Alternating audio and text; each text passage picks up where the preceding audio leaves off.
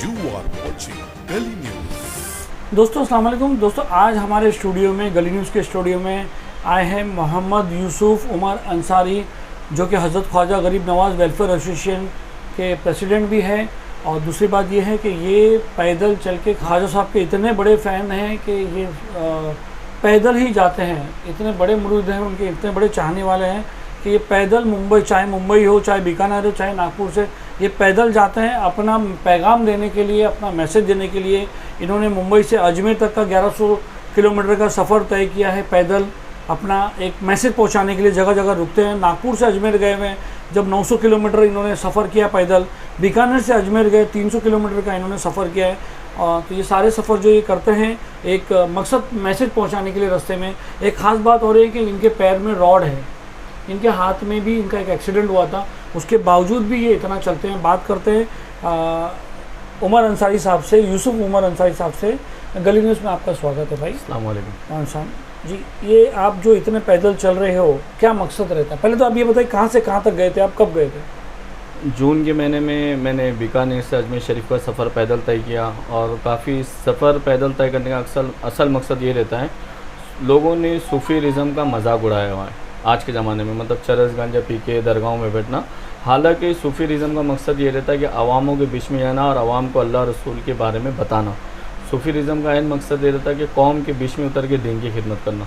और पैदल चलने से काफ़ी मामला जो आज पूरे हिंदुस्तान में हिंदू मुस्लिम भेदभाव चल रहा है, मगर पैदल चलने के सफ़र में मैंने कहीं भी नहीं देखा कि हिंदू मुस्लिम भेदभाव ऐसा चल रहा है। अहम मकसद पैदल चलने का ये रहता है कि अल्लाह उसके रसूल की इज़्ज़त के लिए जो हमारी कमेटी काम करती है, जैसा वसीम रिजवी हो, नरसिंगानंद हो और दीगर गुस्ताख हो, कोई गुस्ताख पे जब केस दर्ज होता है, किसी गुस्ताख को सज़ा मिलती है, तो उस दरमियान में मेरी मन्नत रहती है कि किसी गुस्ताख को सज़ा मिले, तब मैं पैदल सफ़र अजमेर शरीफ का करता हूँ।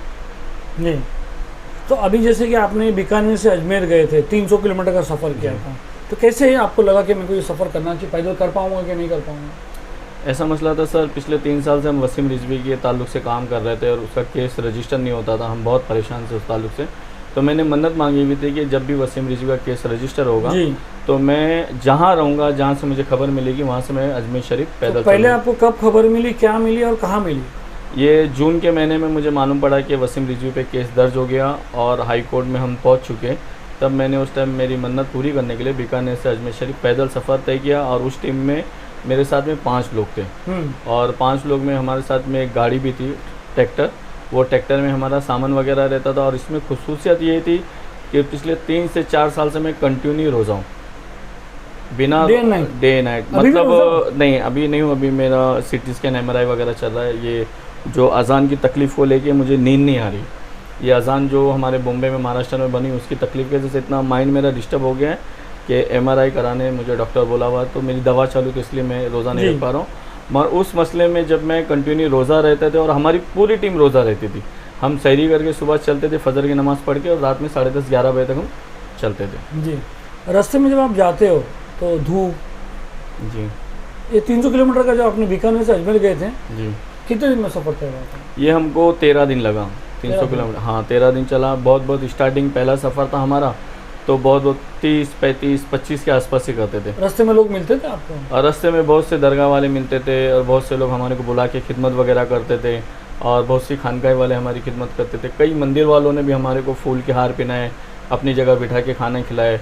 और वो भी पैदल चलने का मकसद जानना चाहते थे कि आज आपका समाज हो या हमारा समाज हो, समाज के जो धर्म गुरु वो समाज के नाम पे लूटने के लिए बैठे ले, तो महाराज आप क्यों ऐसा पैदल सफ़र करते? तो मैं उन लोगों को ये समझाता था कि देश के जो आज हमारे माहौल है, जिस तरह हम जंगलों और किसान शहरों को बसाए, अगर ऐसी माहौल हुआ तो वापस हम किसान की तरह वापस पलट जाएंगे जंगल में और हमारा देश ख़राब हो जाएगा। तो बहुत से हिंदुओं का भी मुझे इस मामले में सपोर्ट मिलता है। सेकेंड नागपुर से जो अजमेर गए थे उसमें क्या था?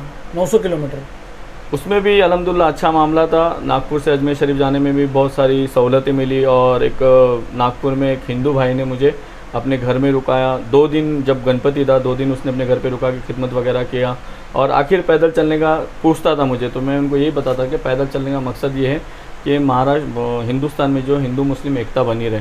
सूफीज़म का मतलब ये था कि आपस में भेदभाव ना रहे, आपस में एकता रहे। और नामूस रिसालत का जो मुझे कानून बनाना था, उसका एक संदेश मुसलमान जमात को देना अहम मकसद था मेरा। नामूस रिसालत क्या है? नामूस रिसालत सर, इस ताल्लुक़ से मैंने एक किताब लिखा हूँ, मोहम्मद सल्लल्लाहु ताला अलैहि वसल्लम बिल के ताल्लुक से। इस किताब में मैंने पिछले 5 साल और 6 साल के अंदर से जो इस्लाम के नाम पे घटनाएं घटाई जा रही है, घटना हो नहीं रही, घटनाएं घटाई जा रही है। मतलब अल्लाह रसूल की शान में तौहीन करना, फिर अगर कोई मुस्लिम कमेटी FIR वगैरह करने जाती है तो उनकी FIR नहीं लेना बल्कि उनके ऊपर ही रिटर्न FIR हो जाती है। नामूस रिसालत अलग बात है और FIR करवाना अलग है। जी जी। मैं पूछा आपसे, नामूस रिसालत क्या है? नामूस रिसालत अल्लाह उसके रसूल की इज़्ज़त का नाम है। नामूस रिसालत ये है कि जब 1951 में आर्टिकल ये जब बना था कि अभिव्यक्ति की आज़ादी, तो उस वक़्त मुसलमानों को हो या दलित समाज को, सब चीज़ को अपनी आज़ादी थी। मगर आज आप देख रहे हैं स्पेशली इस्लाम को, मुसलमानों को देखा जाए तो इसको अपन ऐसा कह सकते हैं कि अल्लाह और रसूल का कानून, जी बिल, वो कह रहे हैं ना जी, अल्लाह और रसूल का कानून के लिए जैसा हर इंसान का ये अपना। तो रज़ा अकेडमी भी यही कर रही है और एक कमेटी भी ऐसे ही नामूस रिसालत की बात करते हैं। सर इसके ताल्लुक से तो मुझे आइडिया नहीं, क्योंकि इस ताल्लुक से तो मैंने खुद जब आप लोग जब एक ही चीज़, एक ही अल्लाह, एक ही रसूल और एक ही कुरान की प्याम कर रहे हो आप लोग, तो क्यों ना मिल के करे तो तादाद बढ़ती है ना। मेरा मसला ऐसा है सर कि मैं संविधान के दायरे में काम करता हूँ। मैं एहतजाज वगैरह के ख़िलाफ़ हूँ। एहतजाज वगैरह के ख़िलाफ़ इसलिए हूँ कि अगर काफ़ी आपने बात करने की कोशिश की कि इस मसले पे हम जो है एहतजाज नहीं करेंगे, हम ऐसी कोशिश करेंगे, आप आए हमारे साथ मिले।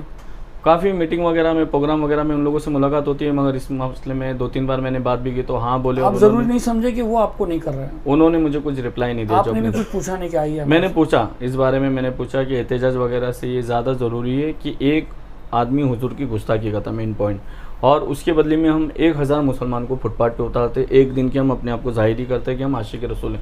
उससे बेहतर ये है कि हम किसी एक आशिक रसूल को लगा के कानूनन कार्रवाई करें, जिसकी वजह से गुस्ताखी रसूल को सज़ा दिलाने में आसानी हो। मुंबई से अजमेर आप किस लिए गए थे? कितने दिन लगे और कितना किलोमीटर था?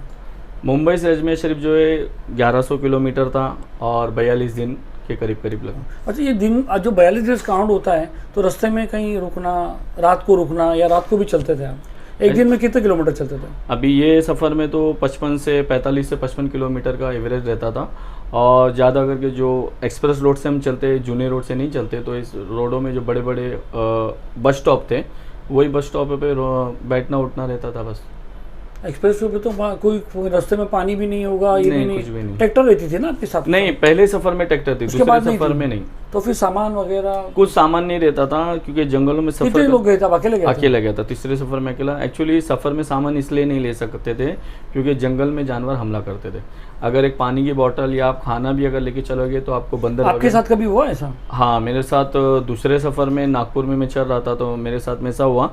तो मेरे पास एक मोबाइल और पावर बैंड और स्पीकर रहता था, नात वगैरह लगा के मैं कभी बैठ जाता था जब थक जाता था। तो बंदरों का जंगल में जो जानवर हमला करते वो 1-2 नहीं होते, हज़ारों की तादाद में आते। तो वो आके आपका झोला होता था मेरे पास, तो झोले वगैरह खोलना, चेक करना, एक एक चीज़ को सूंघना, और वो जब देखते थे कि इसके पास खाने की कोई चीज़ नहीं तो वो छोड़ के चले जाते थे। अगर खाने की चीज़ आप साथ में लेके चलेंगे तो जानवर आप पे हमला करेगा, तो इसलिए मैं नहीं लेके चलता। और कोई बड़ा जानवर ऐसा कभी कोई रास्ते में? एक मरतबा एक कुत्ते के झुंड ने हमला कर दिया था मेरे पे। और रात का टाइम था? 4:30-5 बजे का शाम का टाइम था, और तकरीबन 20 से 25 कुत्ते थे। और वो जंगल के जो कुत्ते इतने खतरनाक होते, रानी बाग का शेर भी उनके सामने कुछ नहीं। उनके मुंह इतने बड़े वगैरह होते, जब सामने से उन्होंने हमला करा तो अचानक पीछे से कुत्ता आके उनको क्या भौंका, क्या मन सारे वो कुत्ते चले गए। अच्छा, ये मामला सरकार गरीब नवाज ने मुझ पर करम किया, और जानवर डेफिनेटली आपको जंगलों में मिलते हैं। अच्छा, तो आपने मकसद क्या था आपका मुंबई से अजमेर जाने का? मुंबई से अजमेर शरीफ जाने का मकसद और हर जगह से जाने का मकसद यही था कि कौम ये बेदार हो। सूफीरिज्म को लोगों ने चरस गांजा बना दिया है। मैंने खुद बोलना नहीं चाहिए, माफ़ करना चाहिए। लोगों ने बना दिया है तो कुछ चीज़ों को ख़त्म करना था। सूफी लोगों ने बना दिया का कहने का मतलब आप ये है कि लोग तोहमत लगा रहे हैं कि वाकई में हो गया? वाकई में मैं आपको यही बात बता रहा हूँ। मैंने अजमेर शरीफ में एक जगह पे देखा, वो जगह का नाम नहीं बता रहा हूँ। एक 70 साल बूढ़ा पीर 14 साल के अपने मुरीद को जो गांजा पिला रहा है। हालांकि हमारे औलिया कराम, सूफिया कराम तमाम नशों से दूर रहे। जो एक आज अब देखेंगे ना, मुसलमान में 2 हिस्सा बढ़ गया। एक हिस्सा वो है जो अपने आप को साफ़ सफाई के नाम पे अमामा पहन लिया है, मिसवाक रख लिया है, उसको दीन से कुछ मतलब नहीं। उसके नज़दीक ये है कि बस नमाज़ पढ़ो, कुरान पढ़ो, बाकी जो दीन के साथ गड़बड़ी होती है वो होने दो, वो एक हो गया। दूसरा जो जज्बाती मुसलमान थे, जज्बाती मुसलमानों के हाथों में चरस गांजा दे दिया गया और उसको सूफीरिज्म के नाम पे खामोश बैठा दिए गए। इसीलिए इतनी तौहीन होने के बावजूद भी ये दोनों भी है एक साथ आने तैयार नहीं है। ये आपका जो ये सफ़र ना कितनी आपको लगता है कितनी कामयाबी मिली आपकी ये सब चीज़ों में?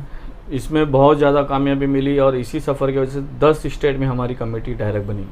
10 स्टेट में हमारी डायरेक्ट कमेटी, और सबको मेरा यही कहना रहता तो है आप जो कमेटी बना रहे हैं इनका मकसद क्या है? इसका मकसद यही है कि मुसलमान एजुकेशन की तरफ, तालीम की तरफ आए और संविधान के दायरे में रहते हुए अपने हक के लिए लड़े, भाषणबाजी ना करें नेताओं के जैसा, अपने हक के लिए आप कानूनी। जो चल रहे हो वो आप बताएं हो कि सूफीज़म को साफ करने के जी लिए, जी। और आप कमेटी अलग मकसद के लिए बना रहे हो, मतलब क्या है? कमेटी ये है, कमेटी मतलब ये है कि एजुकेशन के बारे में, डेवलपमेंट के बारे में। आपने एजुकेशन के लिए तो कभी चला नहीं? एजुकेशन के लिए हमने काम भी किया है, हमने नहीं, मदरसे। जैसे आप बता रहे हो कि कोई भी जैसे ये वॉकिंग का जो चलने का सिलसिला होता है, एक मैसेज एक पैगाम देने का रहता इसमें है। हमने एजुकेशन के लिए भी पैगाम दिया। जैसे सरकारी उर्दू स्कूल होती है, उन उर्दू स्कूलों के लिए अलग अलग जगहों पे हमने ऐसे ट्यूशन क्लासेस खोले। जो उर्दू स्कूल म्यूनसिपल स्कूलों में पढ़ते हैं उनके पास ट्यूशन वगैरह के लिए पैसे नहीं होते, तो मैंने खुद मेरे घर को जो है ट्यूशन क्लास बनाया ताकि बहुत बच्चों को फ्री तालीम मिले, और दीनी दुनियावी दोनों भी। भाई से इंट्रोडक्शन नहीं कराएं?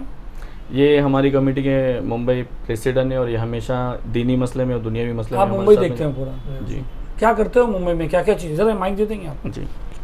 माइक, मुंबई में आप कमेटी क्या करती है, बोलिए। मतलब खिदमत करते हैं ना नाम सर के, और मतलब जो इनका जो भी है, इनके बाद जो भी मैं ही करता हूँ। अच्छा। ये जब कहाँ बाहर जाते हैं, फ़ोन अटेंड करना, लोगों से मिलना, फाइल यहाँ से वहाँ लेके जाना, वो काम करते हैं। तो दोस्तों ये हैं थे हमारे यूसुफ उमर। अच्छा, एक आखिरी सवाल इनसे रह गया मेरा, आपके पैर में जो है सलिया है, आपने बताया रॉड है साइड पे, हाथ पे राइट, आपका एक्सीडेंट हुआ था, आपके यहाँ पर भी मार लगी हुई है, ऐसा दिखने में आ रहा है। तो जब आप इतना सफ़र करते हो तो तकलीफ नहीं होती है? सर ऐसा है कि जब मैं रॉड अभी है क्या आपके जी, पैर में? जी हाँ।